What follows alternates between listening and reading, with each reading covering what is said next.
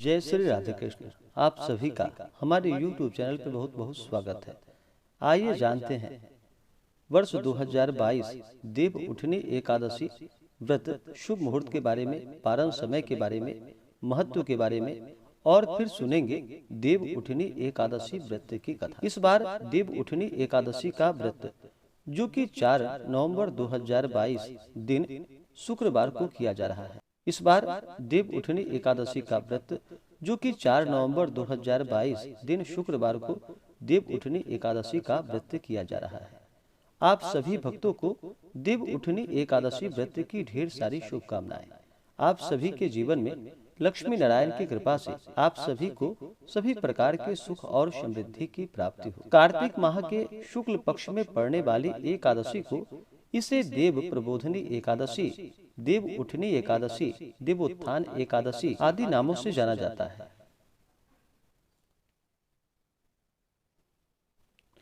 जो भी भक्त सच्ची श्रद्धा के साथ देव उठनी, देव प्रबोधनी एकादशी का व्रत करते हैं तो इस व्रत के प्रभाव से जो कि 1000 अश्वमेध यज्ञ के बराबर पुण्य फलों की प्राप्ति होती है। इस व्रत को करने से 100 राजसु यज्ञों का फल प्राप्त होता है। इस दिन पवित्र नदी गंगा आदि में स्नान तथा पूजन का विशेष महात्म्य है। तीर्थ में स्नान, दान, भगवान विष्णु, माता लक्ष्मी का पूजन, यह सब बड़ा ही पुण्य फलदायक माना गया है। भगवान विष्णु जो कि 4 महीनों के लिए योग निद्रा में चले जाते हैं। आषाढ़ मास की एकादशी को भगवान विष्णु जो कि योग निद्रा में जाते हैं और कार्तिक मास के शुक्ल पक्ष एकादशी तिथि के दिन भगवान विष्णु जो कि योग निद्रा से जागृत होते हैं और इस दिन सच्ची श्रद्धा के साथ भगवान विष्णु का पूरे विधि विधान के साथ जो भी पूजन करते हैं उनके जन्म जन्मांतर के पाप क्षीण हो जाते हैं तथा पूर्व जन्म का संकट समाप्त हो जाता है। भूत प्रेत आदि बाधाएं भी नहीं रहती है। इस दिन भगवान का पूरे विधि विधान के साथ पूजन करना चाहिए। एकादशी का व्रत जो कि हर माह के कृष्ण पक्ष, एकादशी का व्रत जो कि हर माह के कृष्ण पक्ष और शुक्ल पक्ष की एकादशी के दिन एकादशी का व्रत किया जाता है और हर एकादशी व्रत का अपना अपना विशेष महत्व होता है। इसी प्रकार से कार्तिक मास शुक्ल पक्ष की एकादशी व्रत का अपना विशेष महत्व होता है। इस दिन भगवान विष्णु जब योग निद्रा से जागृत होते हैं, इसके बाद भगवान विष्णु का जो कि शालिग्राम के स्वरूप में तुलसी माता से विवाह भी एकादशी तिथि के दिन, द्वादशी तिथि के दिन या एकादशी से लेकर के पूर्णिमा तक तुलसी विवाह संपन्न करवाया जाता है। अगर आप विशेष प्रकार से तुलसी विवाह या एकादशी व्रत के विधि के बारे में जानकारियां प्राप्त करना चाहते हो तो हमारे चैनल पे वीडियो अपलोडेड है, आप वहां से जाकर के जानकारियां को प्राप्त कर सकते हैं। तो आइए जानते हैं एकादशी व्रत के शुभ मुहूर्त के बारे में। तो आइए जानते हैं एकादशी व्रत शुभ मुहूर्त के बारे में, पारण समय के बारे में और फिर सुनेंगे देव उठनी एकादशी व्रत की कथा। एकादशी तिथि प्रारंभ समय जो कि 3 नवंबर 2022 दिन गुरुवार शाम 7:31 और एकादशी तिथि की समाप्ति होगी 4 नवंबर 2022 दिन शुक्रवार को शाम 6:09 पे। और इस व्रत का पारण जो कि देव उठनी एकादशी व्रत का पारण जो कि इस बार तुलसी दलेन पारणम यानी कि तुलसी दल से इस व्रत का पारण किया जाएगा। देव उठनी एकादशी व्रत के दिन आप भगवान विष्णु, माता लक्ष्मी का विशेष प्रकार से सुबह और शाम के वक्त को, जो भी जातक एकादशी का व्रत करते हैं उन्हें दशमी के दिन से व्रत के नियम का पालन करना चाहिए। दशमी तिथि के दिन सूर्यास्त से पहले ही भोजन ग्रहण कर लेना चाहिए। शुद्ध और सात्विक आहार ग्रहण करना चाहिए। तामसिक वस्तुओं का प्रयोग नहीं करना चाहिए, जैसे कि मांस, मदिरा, लहसुन, प्याज आदि का प्रयोग बिल्कुल भी ना करें और सूर्यास्त से पहले ही शुद्ध और सात्विक आहार भोजन ग्रहण करें। उसके बाद अपने दांतों को अच्छी तरह से साफ कर ले और रात्रि में फिर ब्रह्मचर्य का पालन करते हुए भगवान नाम का स्मरण करते हुए सोएं। एकादशी तिथि के दिन फिर सुबह ब्रह्म मुहूर्त में उठ करके नित्य क्रियाओं से निवृत्त होकर स्नान करके शुद्ध वस्त्र धारण करके इसके बाद फिर व्रत का संकल्प लेना चाहिए। भगवान श्री हरि विष्णु से प्रार्थना करनी चाहिए कि हे भगवान, आज मैं देव उठनी एकादशी का, देव प्रबोधनी एकादशी का व्रत करने जा रहा हूँ या करने जा रही हूँ। यह व्रत मेरा सफलता पूर्वक यह व्रत मेरा सफलतापूर्वक पूर्ण हो और हमारे सभी प्रकार के पाप और ताप नष्ट हो तथा हमें सभी प्रकार के सुख और समृद्धि की प्राप्ति हो। चाहे आपके मन में जो भी इच्छा हो, जो भी कामना हो, वह प्रभु से कहें। और इस दिन भर उपवास रहते हुए इस व्रत को करना चाहिए। सुबह और शाम के वक्त भगवान का पूजन करें। अगर तुलसी विवाह करते हो तो तुलसी विवाह का आयोजन करें। और रात्रि में जो जातक उपवास नहीं रह पाते हैं, जहां तक हो सके देवउठनी एकादशी के व्रत में उपवास रहना चाहिए। जो उपवास नहीं रह पाते हैं, जिनका स्वास्थ्य सही ना हो, वो एक समय फलाहार का सेवन करे। इसी प्रकार से सुबह शाम भगवान का पूजन करते हुए कथा श्रवण करे, भगवान की आरती करे। रात्रि में भजन कीर्तन करते हुए, रात्रि जागरण करते हुए समय को व्यतीत करना चाहिए और अगले दिन जाकर के फिर इस व्रत का समय के अनुसार पारण करना चाहिए। इससे अनंत गुना पुण्य फलों की प्राप्ति होती है। तो आइए सुनते हैं देव प्रबोधिनी देवउठनी एकादशी व्रत की कथा। अगर आप कथा के लिए अन्नदान, वस्त्रदान आदि के लिए अगर आप देवउठनी एकादशी व्रत कथा के लिए ब्राह्मण दक्षिणा, अन्नदान, वस्त्रदान आदि के लिए देना चाहते हो तो आप अपने श्रद्धा और सामर्थ्य के अनुसार हमें डिस्क्रिप्शन में जाकर के वहां से गूगल पे, फोन पे या अकाउंट नंबर के माध्यम से आप अपने श्रद्धा और सामर्थ्य के अनुसार हमें ब्राह्मण दक्षिणा प्रदान कर सकते हैं। तो आइए सुनते हैं देव प्रबोधिनी देवउठनी एकादशी व्रत की कथा। तो बोलिए प्रेम से भगवान श्री हरे विष्णु की जय, माता लक्ष्मी की जय, एकादशी माता की जय, सर्वदेवी देवता की जय। एक समय की बात है कि एक बार ब्रह्मा जी बोले कि हे मुनि श्रेष्ठ, आप पापों को हरने वाली, पुण्य और मुक्ति देने वाली एकादशी का महात्म्य सुनिए। पृथ्वी पर गंगा की महत्ता और समुद्रों तथा तीर्थों का प्रभाव तभी तक है जब तक कि कार्तिक मास की देव प्रबोधिनी एकादशी तिथि नहीं आती। मनुष्य को जो फल 1000 अश्वमेध और 100 राजस्व यज्ञों से मिलता है, वही देव प्रबोधिनी एकादशी देवउठनी एकादशी से प्राप्त हो जाता है। नारद जी कहने लगे कि हे पिताजी, एक समय भोजन करने, रात्रि को भोजन करने तथा सारे दिन उपवास करने से क्या फल मिलता है, सुविस्तार पूर्वक हमें बतलाइए। ब्रह्मा जी बोले कि हे पुत्र, एक बार भोजन करने से 1 जन्म और रात्रि को भोजन करने से 2 जन्म तथा पूरा दिन उपवास करने से 7 जन्मों की पाप भी नष्ट हो जाते हैं। जो वस्तु त्रिलोकी में ना मिल सके और दिखे भी नहीं, वह हरि प्रबोधिनी एकादशी से प्राप्त हो सकती है। मेरु और मंदराचल के समान भारी पाप भी नष्ट हो जाते हैं तथा अनेक जन्म में किए हुए पाप समूह क्षण भर में भस्म हो जाते हैं। जैसे रुई के बड़े ढेर को अग्नि की छोटी सी चिंगारी पल भर में भस्म कर देती है।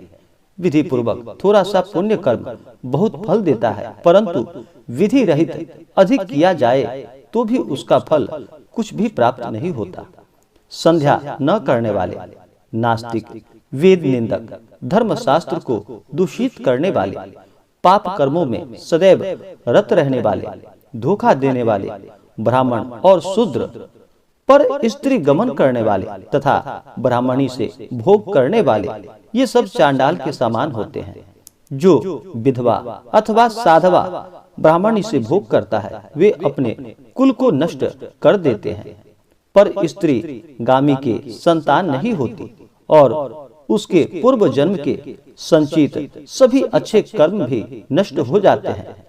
जो गुरु और ब्राह्मणों से अहंकार युक्त बात करता है, वह भी धन और संतान से हीन हो जाता है। भ्रष्टाचार करने वाला, चांडाली से भोग करने वाला, दुष्ट की सेवा करने वाला और जो नीच मनुष्य की सेवा करते हैं या संगति करते हैं, ये सभी पाप हरि प्रबोधिनी एकादशी के देवउठनी एकादशी के व्रत से नष्ट हो जाते हैं। जो मनुष्य इस एकादशी के व्रत को करने का संकल्प मात्र करते हैं, उसके 100 जन्मों के पाप नष्ट हो जाते हैं और इस दिन रात्रि जागरण करते हैं। उनकी आने वाली 10,000 पीढ़ियां स्वर्ग को जाती है। नरक के दुखों से छुटकर प्रसन्नता के साथ सुसज्जित होकर वे विष्णु लोक को जाते हैं। ब्रह्म हत्यादि महान पाप भी इस व्रत के प्रभाव से नष्ट हो जाते हैं। जो फल समस्त तीर्थों में स्नान करने, गौ, स्वर्ण और भूमि का दान करने से होता है, वही फल इस एकादशी की रात्रि को जागरण करने से मिल जाता है। हे मुनि शार्दूल, इस संसार में उसी मनुष्य का जीवन सफल है जिसने हरि प्रबोधिनी एकादशी का व्रत किया हो। वही ज्ञानी, तपस्वी और जितेंद्रिय है तथा उसी को भोग एवं मोक्ष मिलता है। जिसने इस एकादशी का व्रत किया वह विष्णु को अत्यंत प्रिय है, मोक्ष के द्वार को बताने वाली और उसके तत्व का ज्ञान देने वाली है। मन, कर्म, वचन तीनों प्रकार के पाप इस रात्रि को जागरण से नष्ट हो जाते हैं। इस दिन जो मनुष्य भगवान की प्रसन्नता के लिए स्नान, दान, तप और यज्ञादि करते हैं वे अक्षय पुण्य को प्राप्त होते हैं। प्रबोधिनी एकादशी के दिन व्रत करने से मनुष्य के बाल, यौवन और वृद्धावस्था में किए समस्त पाप नष्ट हो जाते हैं। इस दिन रात्रि जागरण का फल चंद्र सूर्य ग्रहण के समय स्नान करने से 1000 गुना अधिक मिलता है। अन्य कोई पुण्य इसके आगे व्यर्थ है। जो मनुष्य इस व्रत को नहीं करते उनके अन्य पुण्य भी व्यर्थ ही है। अतः हे नारद, तुम्हें भी विधि पूर्वक इस व्रत को अवश्य करना चाहिए। जो कार्तिक मास में धर्म परायण होकर अन्न नहीं खाते उन्हें चंद्रायन व्रत का फल प्राप्त होता है। इस मास में भगवान दान आदि से जितने प्रसन्न नहीं होते, जितने शास्त्रों में लिखी कथाओं को सुनने से नहीं होते, कार्तिक मास में जो भगवान विष्णु की कथा का एक या आधा श्लोक भी पढ़ते हैं या सुनते हैं या सुनाते हैं, उनको भी 100 गायों के दान के बराबर पुण्य फलों की प्राप्ति होती है। अतः अन्य सब कर्मों को छोड़कर कार्तिक मास में मेरे सन्मुख बैठकर कथा पढ़नी या सुननी चाहिए। जो कल्याण के लिए इस मास में हरि कथा कहते हैं वे सारे कुटुंब का क्षण मात्र में उद्धार कर देते हैं। शास्त्रों की कथा कहने सुनने से 10,000 यज्ञों का फल मिलता है। जो नियम पूर्वक हरि कथा सुनते हैं वे 1000 गौदान का फल पाते हैं। विष्णु के जागने के समय जो भगवान की कथा सुनते हैं वे 7 द्वीपों समेत पृथ्वी के दान करने का फल पाते हैं। कथा सुनकर वाचक को जो मनुष्य सामर्थ्य के अनुसार दक्षिणा देते हैं उनको सनातन लोक प्राप्त होता है। इस प्रकार ब्रह्मा जी की यह बात को सुनकर नारद जी ने कहा कि हे प्रभु, हे भगवान, इस एकादशी की व्रत की विधि हमसे कहिए और बतलाइए कैसे व्रत करना चाहिए। ब्रह्मा जी ने कहा कि ब्रह्म मुहूर्त में जब 2 घड़ी रात्रि रह जाए तब उठकर शौच आदि से निवृत्त होकर दंत धावन आदि कर नदी, तालाब, कुआं, बावड़ी या घर में ही जैसे संभव हो स्नान आदि करने चाहिए। फिर भगवान की पूजा करके कथा सुने, फिर व्रत का नियम ग्रहण करनी चाहिए। उस समय भगवान से प्रार्थना करे कि हे भगवान, आज मैं निराहार रहकर व्रत करूंगा, आप मेरी रक्षा कीजिए। दूसरे दिन द्वादशी को भोजन करूंगा। तत्पश्चात भक्ति भाव से व्रत करे तथा रात्रि को भगवान के आगे नृत्य, गीत आदि करनी चाहिए। कृपणता त्याग कर बहुत से फूलों, फल, अगर धूप आदि से भगवान का पूजन करना चाहिए। शंख जल से भगवान को अर्घ देना चाहिए। इसका समस्त तीर्थों से करोड़ों गुना फल प्राप्त होता है। जो मनुष्य अगस्त के पुष्प से भगवान का पूजन करते हैं उनके आगे इंद्र भी हाथ जोड़ते हैं। तपस्या करके संतुष्ट होने पर हरि भगवान जो नहीं करते वह अगस्त के पुष्पों से भगवान को अलंकृत करने से कर जाते हैं। जो कार्तिक मास में बिल पत्र से भगवान की पूजा करते हैं वे मुक्ति को अवश्य ही प्राप्त होते हैं। कार्तिक मास में जो तुलसी से भगवान का पूजन करते हैं उनके 10,000 जन्मों के पाप भी नष्ट हो जाते हैं।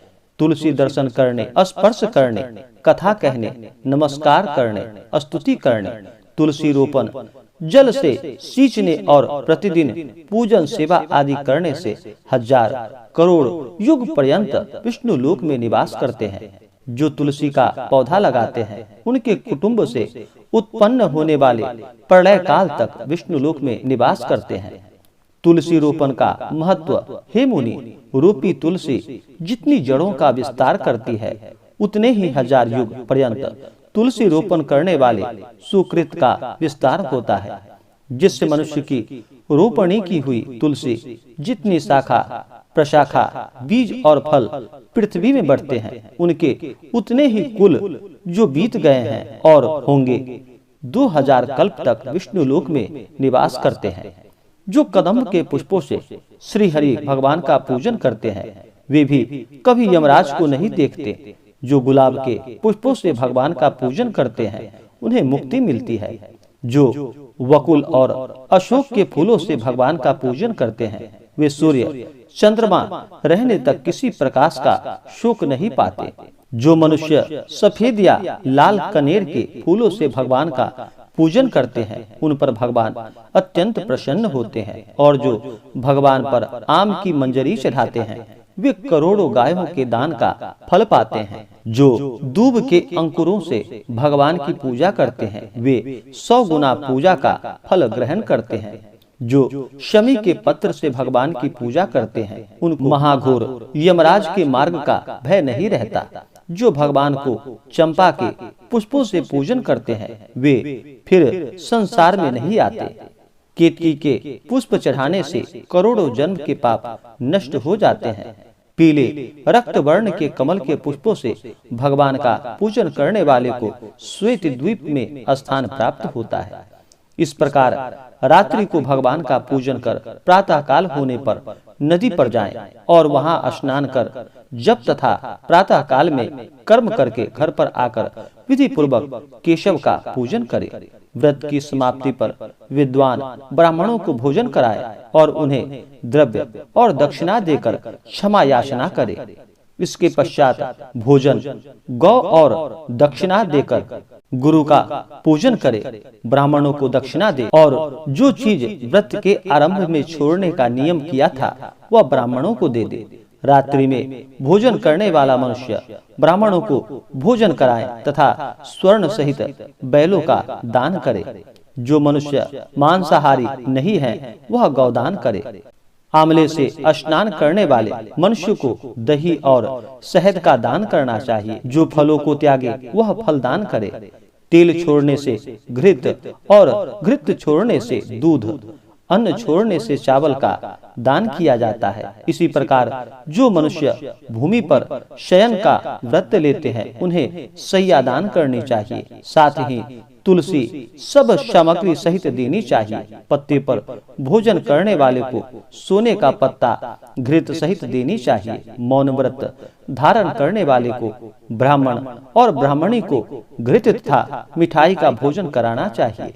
बाल रखने वाले को दर्पण, जूता छोड़ने वाले को एक जोड़ा जूता, लवण त्याग वाले को शर्करा, मंदिर में दीपक जलाने वाले को तथा नियम लेने वाले को व्रत की समाप्ति पर ताम्र अथवा स्वर्ण के पत्र पर घृत और बत्ती रखकर विष्णु भक्त ब्राह्मण को दान देनी चाहिए। एकांत व्रत में 8 कलश वस्त्र और स्वर्ण से अलंकृत करके दान करनी चाहिए। यदि यह भी न हो सके तो इनके अभाव में ब्राह्मणों का सत्कार सब व्रतों को सिद्ध करने वाला कहा जाता है। इस प्रकार ब्राह्मण को प्रणाम करके विदा करे। इसके पश्चात स्वयं भी भोजन ग्रहण करे।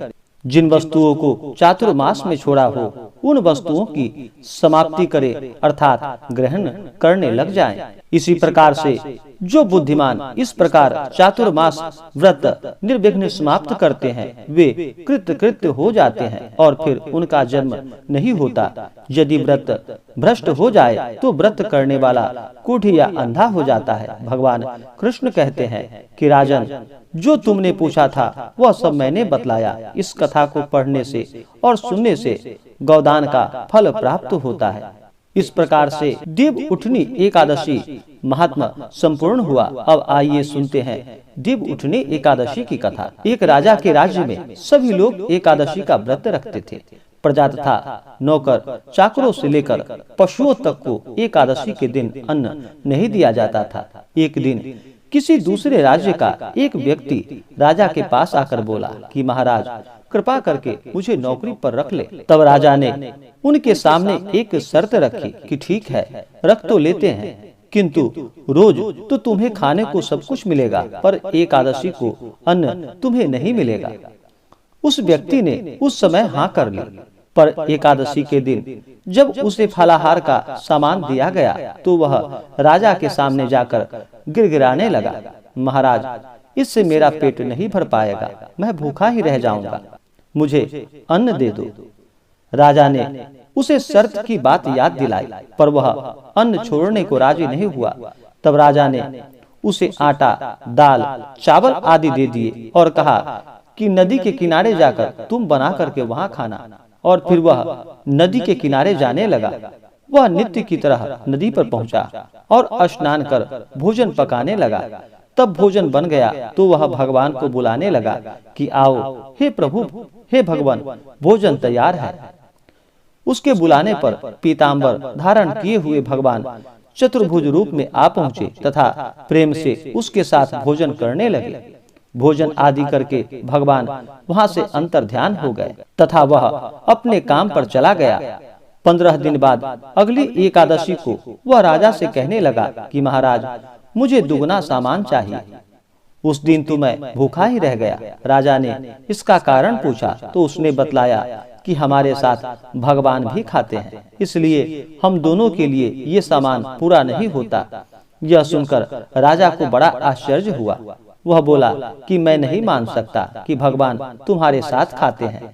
मैं तो इतना व्रत रखता हूँ, पूजा करता हूँ, पर भगवान ने मुझे कभी दर्शन नहीं दिए।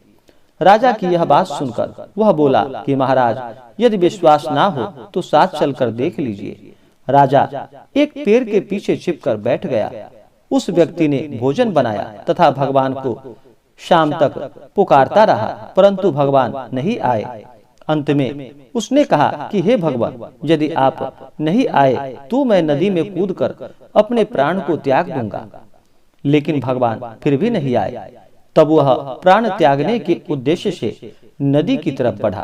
प्राण त्यागने का उसका दृढ़ इरादा जानकर भगवान शीघ्र ही चतुर्भुज रूपधारी भगवान विष्णु स्वयं प्रकट हो गए और उसे फिर रोक लिया और फिर उसे साथ बैठाकर भोजन करने लगे। और फिर भोजन खा पीकर वे उसे अपने विमान में बिठाकर अपने धाम को ले गए। यह देख राजा ने सोचा कि व्रत उपवास से तब तक कोई फायदा नहीं होता जब तक कि मन शुद्ध ना हो। इसीलिए मनुष्य को मन सदैव शुद्ध रखना चाहिए और शुद्ध सात्विकता का पालन करते हुए भगवान का स्मरण करना चाहिए।